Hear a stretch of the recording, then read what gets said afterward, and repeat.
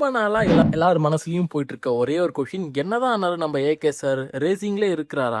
படம் நடிக்க வரமாட்டாரா? அப்படின்னு சொல்லிட்டு எல்லாரும் கேட்டுட்டு இருந்த நேரத்துல, கரெக்டான நேரம் இது தான்டா என்னோட டைம்னு சொல்லிட்டு இறங்க போறாரு நம்ம ஏகே சார்.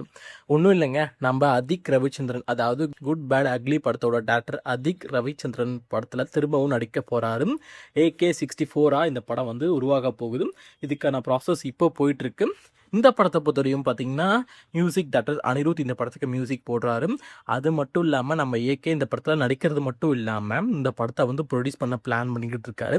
அதுக்கான ப்ராசஸ் இப்போ போயிட்டுருக்கு. ரொம்ப சீக்கிரமாகவே இந்த படத்துக்கான அஃபிஷியல் அப்டேட்டை ரிலீஸ் பண்ண மூவிட்டையும் பிளான் பண்ணியிருக்காங்க. மூவி சைடை பொறுத்தவரையும் பார்த்தீங்கன்னா ஆகஸ்ட் இந்த படத்துக்கான ஷூட்டிங் போக பிளான் பண்ணியிருக்காங்க. இந்த படத்தை பொறுத்தவரையும் பார்த்தீங்கன்னா AK-64 பொறுத்தவரையும் பார்த்தீங்கன்னா லாஸ்ட் குட் பேட் அக்லி மாதிரி இல்லாமல் கொஞ்சம் கமர்ஷியல் ஃபிலிம் மாதிரி இல்லாமல் இந்த படம் பார்த்தீங்கன்னா ஒரு ஸ்டோரியை பேஸ் பண்ணி இருக்கும். ஒரு நல்ல கண்டென்ட்டாக இந்த படத்தை வந்து ரெடி பண்ண மூவி டீம் பிளான் பண்ணியிருக்காங்க. வெயிட் பண்ணி பார்க்கலாம்.